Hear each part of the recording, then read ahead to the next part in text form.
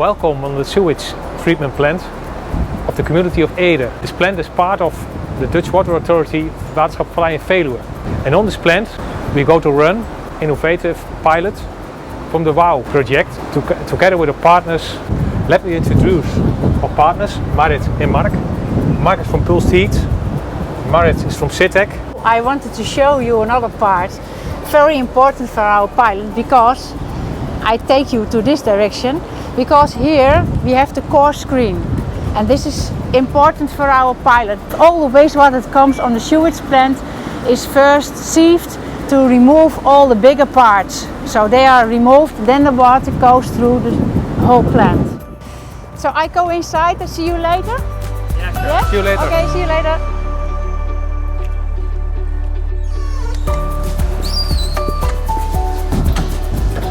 So now we are in the pilot itself.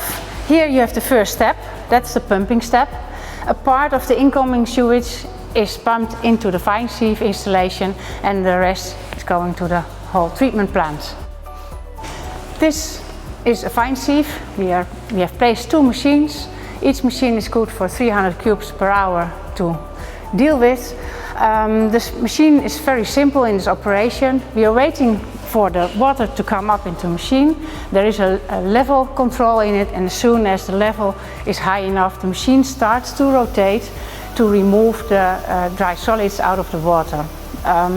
There is a good, clever PID system, and that regulates the speed of the belt width. So dependent on the amount of water or the, how many dry solids are in it, the machine rotates faster.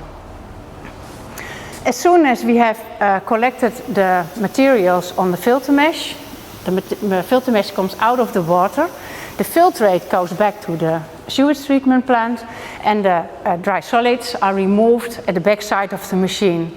With an air knife, we blow the screenings of the filter mesh, they fall down in a trough, and under the trough we have a pump, and with that pump we simply transport the material to the dewatering machine.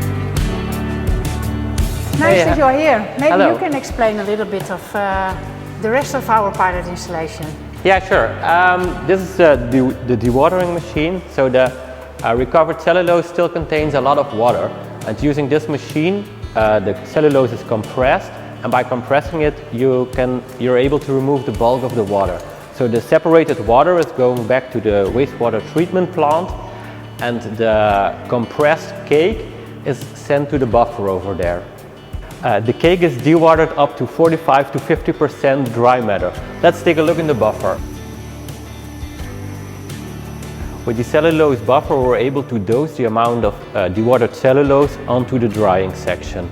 Using these 2 screws, the amount of the cellulose is transported to the dryer section. Let's take a look over there.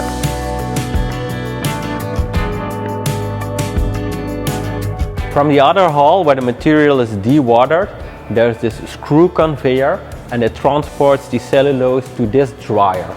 In this dryer, the cellulose is brought into contact with a hot airstream. This airstream is generated by the combustion of propane. There's a propane burner in this co-combustor. In this co-combustor, there's also something which I'll tell you later.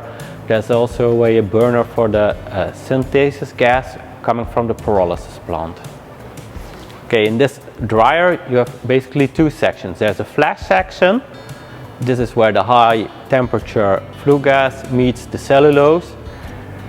And there's an after drying section. So the material is transported slowly and thrown in the air by several screws.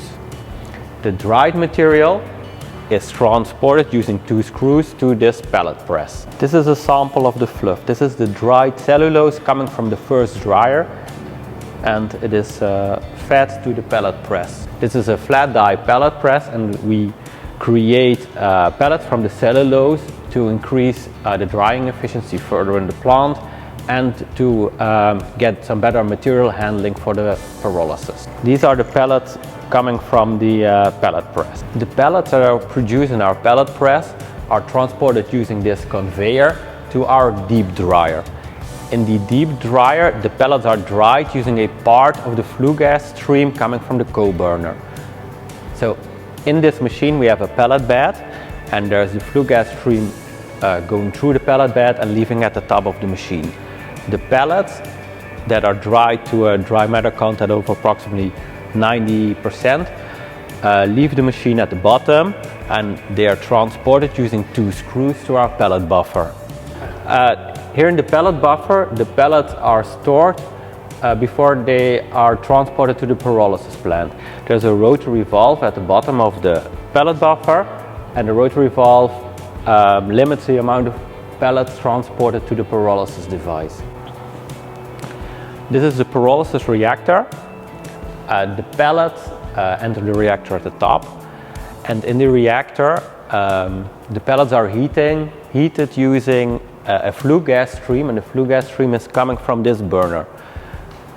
When the organic material in the reactor is heated in an environment with a low oxygen content, the material will decompose. Usually it will combust, but since this is pyrolysis, the material is going to decompose, and it will decompose into a volatile fraction, and the volatile fraction will leave the reactor at the top.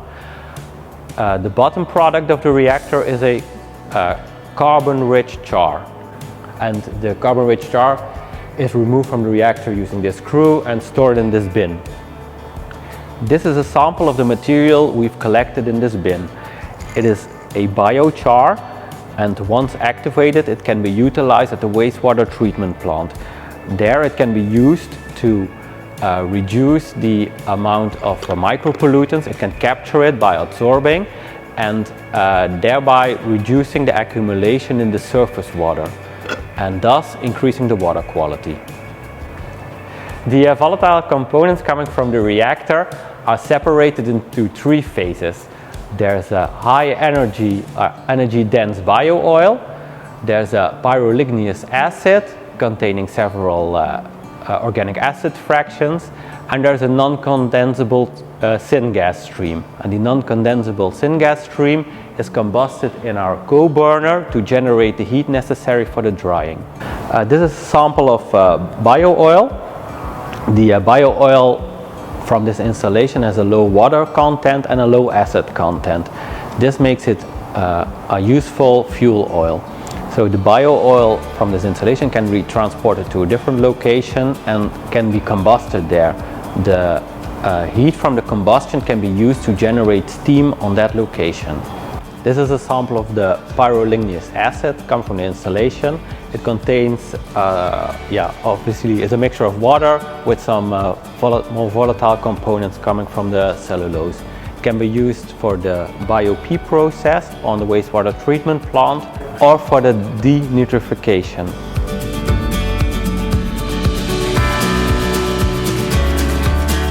What we are especially enthusiastic about considering this pilot is the fact that we use the bio-based produced products in our own process within our own treatment plant.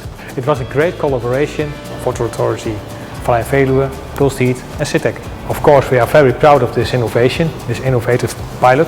There is a significant future for bio-based products like the bio oil or biochar. Are you part of this future?